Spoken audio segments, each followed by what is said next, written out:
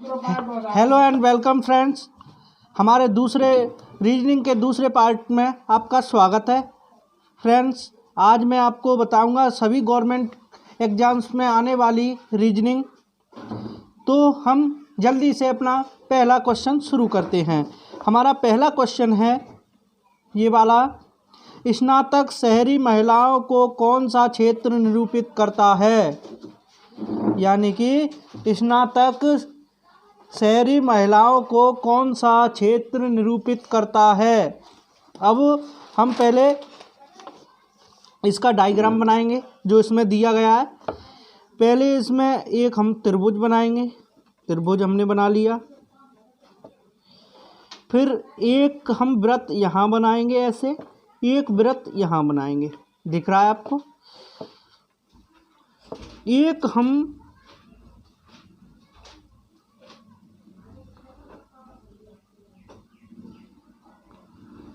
ऐसे करके एक आयत बनाएंगे, ये एक आयत हो गया। ये हमारा ये वाला हमारा जो व्रत है ये स्नातक को बताएगा, स्नातक को। ये व्रत हमारा बताएगा उद्योगपति को, उद्योगपति को। ये हमारा व्रत उद्योगपति को बताएगा। और जो ये त्रिभुज है ये त्रिभुज महिलाओं को बताएगा, महिलाओं को बताएगा। और जो ये आयत है आयत शहरी को बताएगा, किसको बताएगा, शहरी को। अब हम इस पर नंबरिंग भरेंगे, यहाँ 4 5 और यहाँ 7, यहाँ 6, यहाँ 8, यहाँ 3 2 1। ठीक। अब हमारा प्रश्न हमसे क्या कहता है, स्नातक शहरी महिलाओं को कौन सा क्षेत्र निरूपित करता है। वो स्नातक भी होना चाहिए ये वाला, और शहरी भी होना चाहिए, और महिला भी होना चाहिए। तो स्नातक और शहरी और स्नातक महिला और शहरी, स्नातक शहरी महिला को हमें निरूपित करना है। तो ये देखो हमारा ये शहरी भी काट रहा है इसमें,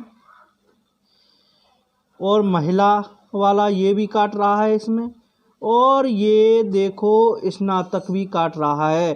तो हमारे पास ओनली 5 है जो स्नातक शहरी महिलाओं को निरूपित करता है। तो ऑप्शन नंबर 5 एकदम राइट आंसर होगा, एकदम शानदार। अब हम अपने दूसरे क्वेश्चन की ओर चलते हैं। हमारा दूसरा क्वेश्चन ये दिया गया है, नीचे 3 आकृतियां दी गई हैं जो आप दिख रहे होंगे। ये 3 आकृतियां दी गई हैं जो स्नातक स्नातकों और अधिकारियों को निरूपित करती हैं, जो स्नातक और स्नातकों और अधिकारियों को निरूपित करती हैं। कौन सा भाग निरूपित करता है कि सभी अधिकारी स्नातक और स्नातक हैं। यानी कि स्नातक स्नातक और अधिकारी हैं, ऐसा कौन सा भाग निरूपित करता है। तो हम जल्दी से हम इसका डायग्राम बनाएंगे। देखो एक हमारे वृत्त ऐसा दिया गया है, एक ये ऐसा दिया गया है वृत्त, एक दोनों वृत्त को काटता हुआ ऐसा दिया गया है, और एक ये तीनों वृत्त को काटता हुआ ऐसा दिया गया है। यहाँ हमारा G भरा जाएगा, यहाँ D भरा जाएगा, और यहाँ A B E F C। हमें पूछा गया है कि ऐसा कौन सा क्षेत्र है, ऐसा कौन सा भाग है जो सभी अधिकारी स्नातक और स्नातक को निरूपित करता है। देखो ये हमारा हो गया स्नातकोत्तर, ठीक है, और ये हो गया हमारा स्नातक, और ये हो गया हमारा अधिकारी। तो हमारा अधिकारी भी वो होना चाहिए। और ये स्नातकोत्तर भी होना चाहिए और स्नातक भी होना चाहिए। तो ऐसा ओनली हमारा आ रहा है जी। तो हमारे इस प्रश्न का उत्तर हो जाएगा जी। जी ऐसा भाग है जो स्नातक को भी निरूपित कर रहा है और स्नातकोत्तर को भी और अधिकारी को भी। इस नाम कोई ज़्यादा कुछ वैसा है इसका नाम। तो इसमें हमारा आंसर हो जाएगा जी।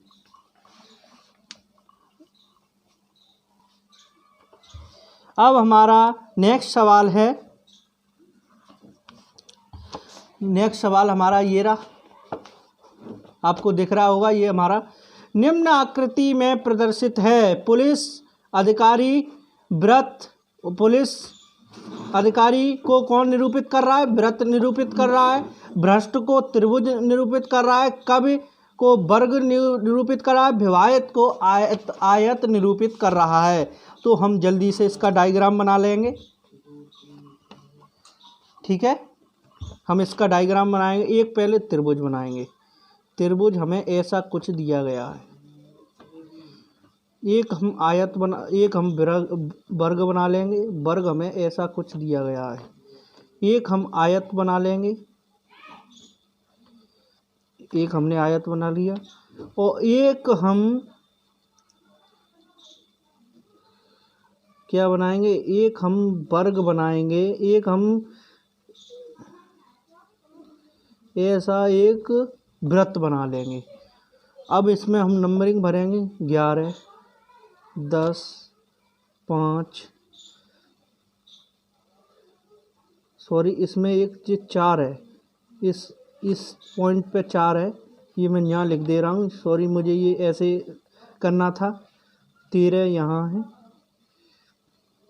6 यहाँ है, 7 यहाँ है, 8 यहाँ है, 12 यहाँ है, 9 यहाँ है, 2 यहाँ है, 3 यहाँ है और 1 यहाँ है। अब क्या पूछा गया? ऐसे विवाहित पुलिस अधिकारियों का क्षेत्र बताइए जो भ्रष्ट नहीं हैं। अब इन्होंने क्या कह दिया? तो हम यहाँ नंबरिंग कर देंगे। ये त्रिभुज हमारा, ये वर्ग हमारा बता रहा है कवि को। आयत बता रहा है विवाहित को। त्रिभुज बता रहा है भ्रष्ट को और हमारा व्रत बता रहा है पुलिस अधिकारी को।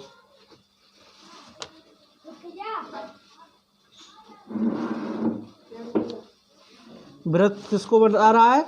पुलिस अधिकारी को बता रहा है। तो हमें पूछा क्या गया है? ऐसे अविवाहित पुलिस अधिकारियों का क्षेत्र बताइए जो भ्रष्ट नहीं है। अब हमें क्या कह दिया है? जो भ्रष्ट नहीं होना चाहिए, यानी कि हमें त्रिभुज को टोटल ही काट देंगे, क्योंकि हमें ये तो बिल्कुल चाहिए ही नहीं। ऐसा क्षेत्र बताना है जो बिल्कुल भ्रष्ट नहीं होना चाहिए। ऐसे पुलिस अधिकारियों को बताना है जो भ्रष्ट नहीं होने चाहिए और वो अविवाहित भी होने चाहिए और अविवाहित होने चाहिए और पुलिस अधिकारी होने चाहिए। हमसे ये बोल दिया कि वो अविवाहित हों और पुलिस अधिकारी हों। तो हम यहाँ देखेंगे, ये हमारा पुलिस अधिकारी का है और ये हमारा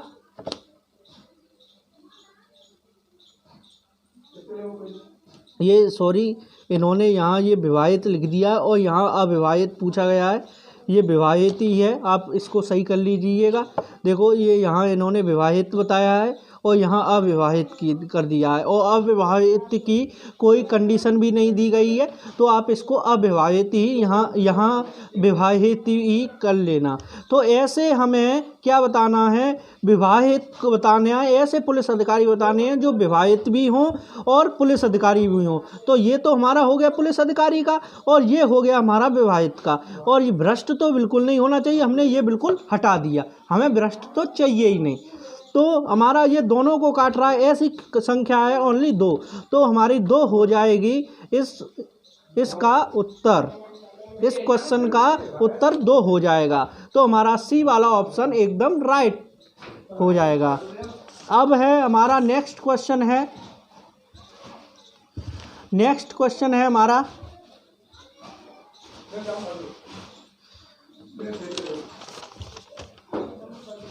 अब हमारा नेक्स्ट क्वेश्चन है, नीचे चित्र में व्रत पी मेहनती व्यक्तियों को दर्शाता है। अब पहले हम एक व्रत बना लेंगे पी, इसका नाम क्या रख देंगे, पी। एक और व्रत बनाएंगे, इसका नाम क्यू रख देंगे। इसकी हम बाद में इनको बताएंगे, पहले हम व्रत बना लें। व्रत इस हिसाब से बनाने हैं कि कोई गड़बड़ी नहीं हो।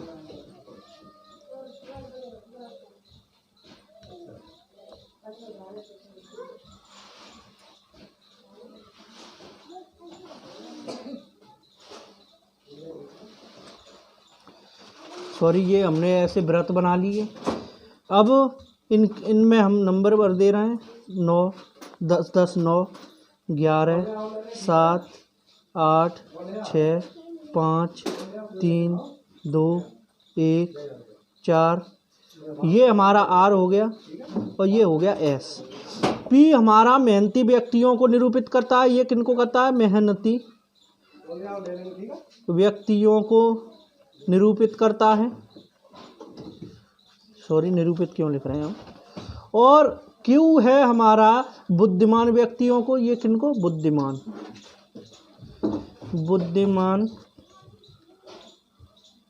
व्यक्तियों, ठीक है। और आर हमारा सच्चे व्यक्तियों को निरूपित करता है। ये हमारा सच्चे व्यक्तियों को।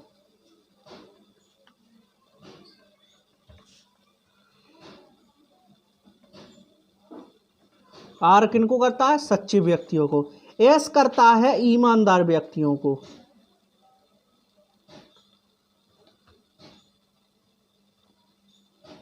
एस किनको निरूपित करता है, ईमानदार व्यक्तियों को निरूपित करता है।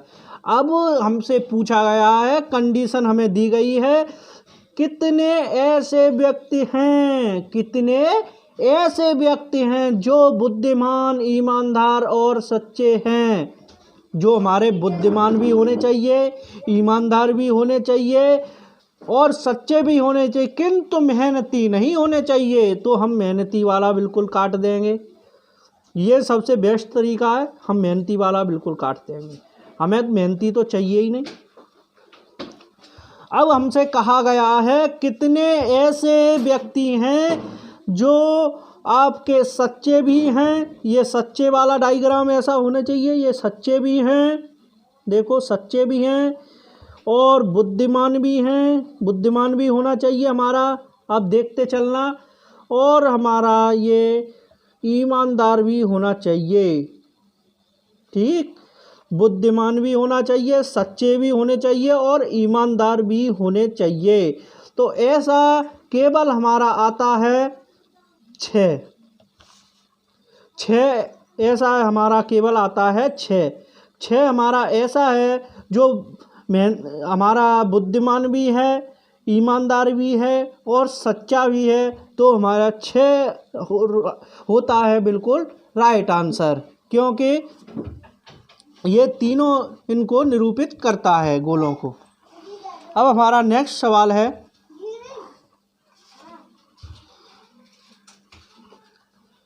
नेक्स्ट है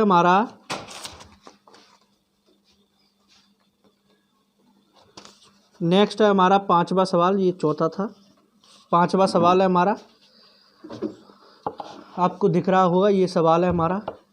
एक बस्ती में 30 से 55 व्यक्ति की आयु वर्ग यानी कि 30 से 55 वर्ष की आयु वर्ग लोगों को निम्नलिखित 3 श्रेणियों में वर्गीकृत किया गया है।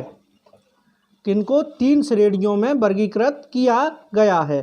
पहले हम इनका डायग्राम बना लेंगे, उसके बाद हम आपको बताएंगे। डायग्राम पहले बना ले रहे हैं। एक ऐसा हमें दे दिया है गोला, और एक हमें गोला ऐसा दे दिया है। 8, 6, 7, 5, 3, 11, 17। ठीक। अब हमें बड़ा वाला गोला क्या बता रहा है? नौकरी करने वालों को बता रहा है।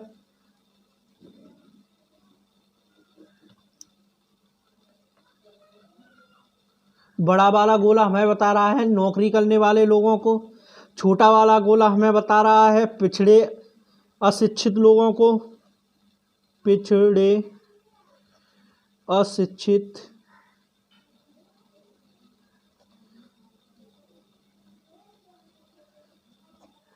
हमारा छोटा वाला गोला हमें बता रहा है पिछड़े अशिक्षित लोगों को, और बड़ा वाला गोला बता रहा है हमारा नौकरी करने वाले लोगों को, और हमें त्रिभुज निरूपित कर रहा है शिक्षित लोग। त्रिभुज क्या निरूपित कर रहा है? शिक्षित लोग। अब हमसे पूछा क्या गया है? पूछा हमसे गया है नौकरी करने वाले पिछड़े अशिक्षित लोगों की संख्या और केवल शिक्षित पिछड़े और नौकरीशुदा लोगों की संख्या के योग का अनुपात बताइए। अब हमसे क्या पूछ लिया? यानी कि नौकरी करने वाले पिछड़े अशिक्षित भी होने चाहिए, और हमारा अशिक्षित भी होने चाहिए, और केवल शिक्षित भी होने चाहिए, और केवल पिछड़े और केवल नौकरीशुदा लोगों की संख्या का हमें क्या बताना है? अनुपात बताना है। क्या बताना है? अनुपात। अब हमसे जो पूछा गया है वो हम लिखेंगे। अब हमसे पूछा गया है नौकरी करने वाले पिछड़े अशिक्षित लोगों की संख्या। अब हम लिखेंगे नौकरी करने वाले पिछड़े अशिक्षित लोगों की संख्या बराबर 5 है। ये 5 है। ठीक। अब हमसे पूछा गया है केवल शिक्षित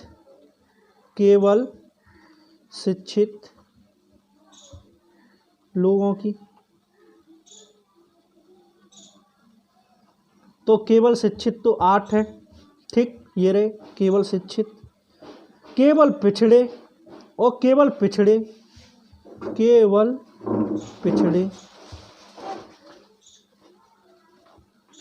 पिछड़े लोगों की संख्या बराबर है 17। ये केवल पिछड़े और केवल नौकरीशुदा लोगों की संख्या के योग का अनुपात बताना है। अब नौकरीशुदा लोग कौन से हैं? केवल नौकरीशुदा लोग केवल हैं 7। अब केवल नौकरीशुदा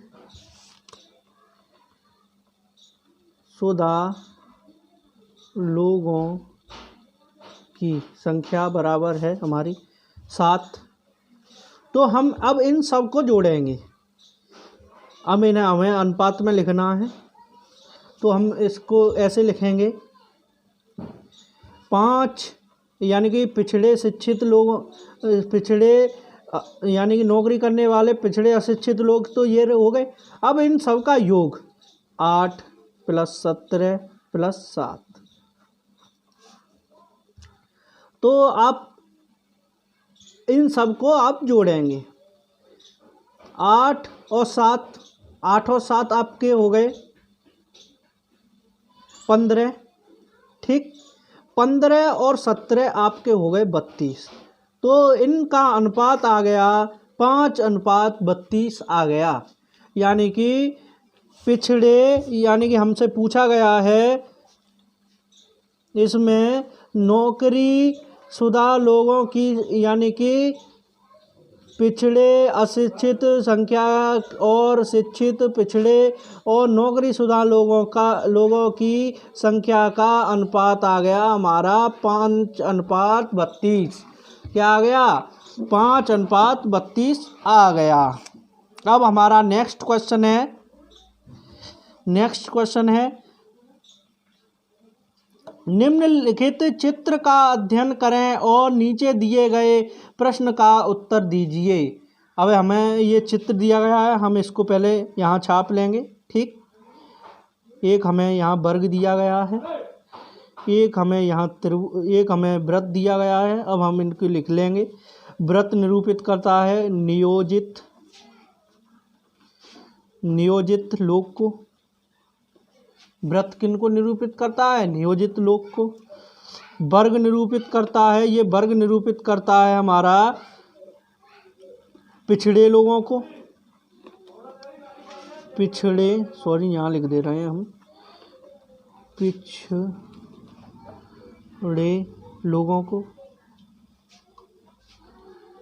ठीक, और हमारा ये त्रिभुज है, त्रिभुज निरूपित करता है शिक्षित लोगों को।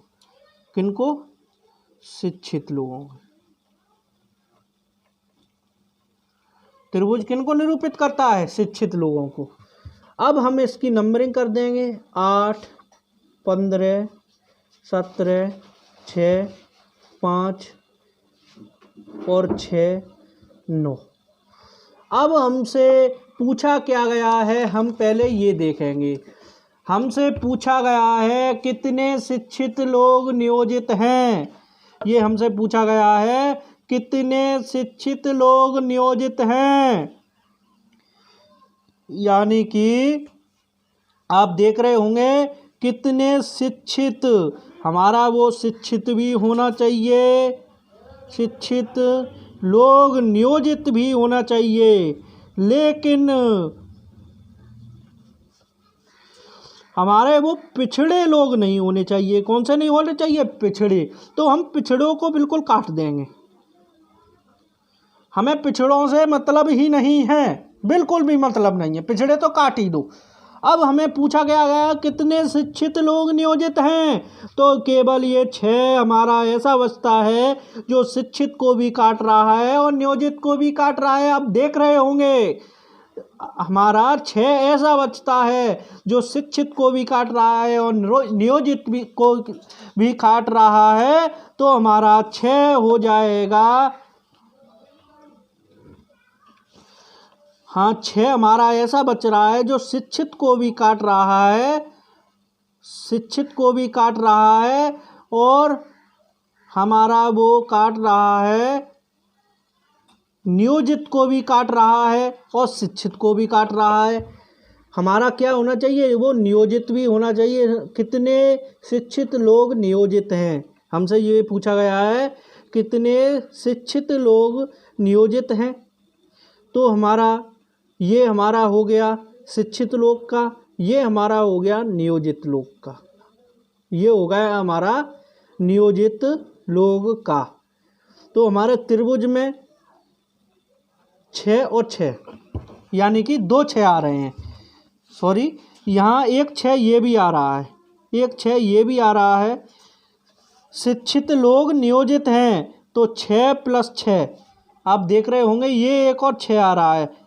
हमें वैसे इससे मतलब नहीं है, पर इसमें ये 1 और 6 आ रहा है तो 6 + 6 = 12 शिक्षित लोग नियोजित हैं, 12 शिक्षित लोग नियोजित हैं। तो ऑप्शन नंबर ए हो जाएगा हमारा एकदम राइट आंसर। क्या हो जाएगा? ऑप्शन नंबर 8 हो जाएगा हमारा, ऑप्शन नंबर ए हो जाएगा हमारा एकदम राइट आंसर। अब हम अपने नेक्स्ट सवाल पे आ जाते हैं। अब हमने ये आपका छाप लिया, ठीक है। इस क्वेश्चन का हमने, ये वाला जो क्वेश्चन था इसका ये यहाँ हमने छाप लिया, ठीक। आप क्वेश्चन पहले देखिए। अब इसमें हमें पूछा किया गया है निम्न में से कौन से परिवहन दो साधन हैं जो लोगों द्वारा सबसे अधिक प्रयोग किए जाते हैं। कार बस, बस साइकिल, कार साइकिल और ज्ञात नहीं कर सकते। तो हमें ये तो हमारा बस का है, ये साइकिल का है। तो आप इसमें देख रहे होंगे इसमें 50 संख्या आ रही है, ये बस वाला आ रहा है और ये साइकिल वाला आ रहा है। और हमें बिल्कुल भी दो मिलने चाहिए साथ के जो सबसे ज़्यादा प्रयोग किए, ये 50 लोग इसको प्रयोग कर रहे हैं। तो हमारा इस क्वेश्चन का आंसर हो जाएगा बस साइकिल बी। तो हमारा ऑप्शन नंबर डी हो जाएगा एकदम राइट, एकदम शानदार। ठीक,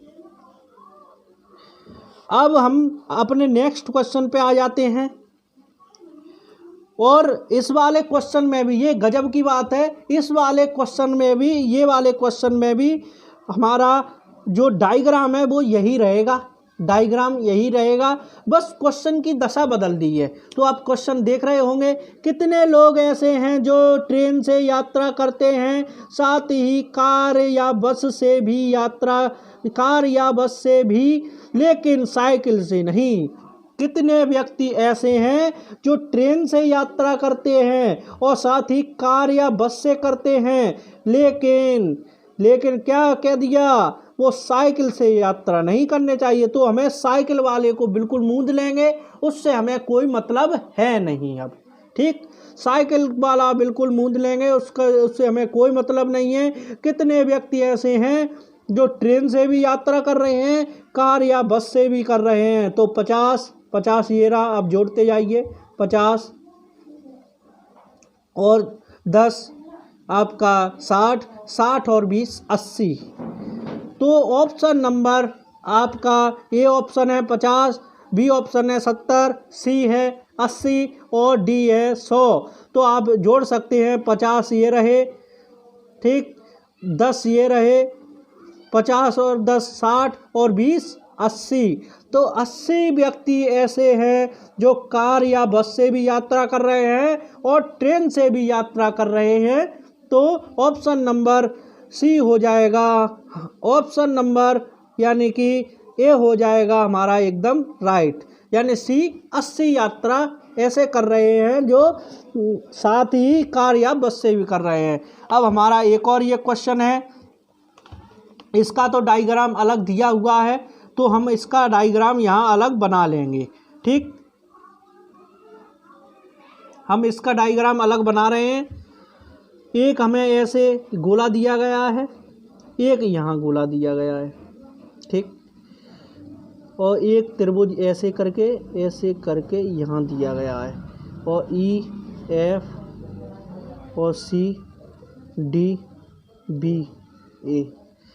अब जो ये वाला गोला है ये शिक्षित को दर्शा रहा है, शिक्षित, ये वाला रोजगार को,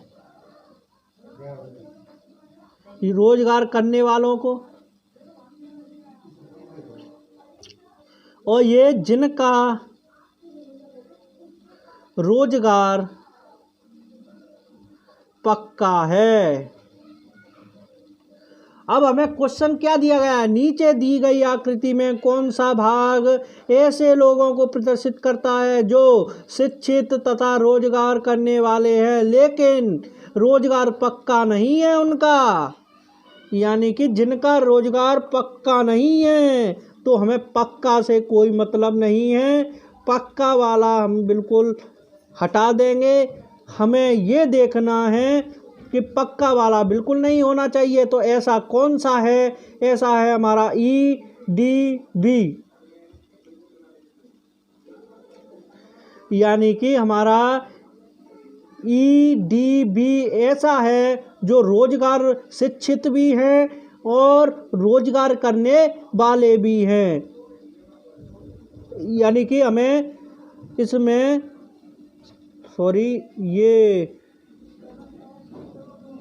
ये शिक्षित वाला हो गया, ये रोजगार करने वाला हो गया। हाँ, ये है, ये सॉरी इसमें एक मिस्टेक हो गई, ये त्रिभुज है जो हमें जिनका रोजगार पक्का है ये बताता है। ये त्रिभुज है जो ये बता रहा है जिनका रोजगार पक्का है। तो हमें त्रिभुज से कोई भी मतलब नहीं है। आप सुनिए, दोबारा से सुनिए, हमें त्रिभुज से कोई भी मतलब नहीं है। जिनका रोजगार पक्का है उनसे कोई मतलब है ही नहीं। हमें केवल बताना है जो शिक्षित भी हैं और रोजगार करने वाले हैं। ऐसा आंसर हमारा हो जाएगा सी, क्योंकि बी डी ऐसे हैं जो शिक्षित भी हैं और रोजगार करने वाले भी हैं। ठीक है फ्रेंड्स, आज की वीडियो बस इतना ही। जल्द हाजिर होंगे नेक्स्ट वीडियो के साथ। प्लीज़ हमारे चैनल को सब्सक्राइब करें, वीडियो को लाइक करें, शेयर करें और अगर आपको कोई भी सवाल पूछना है तो हमें कमेंट करके बता दें। ठीक है।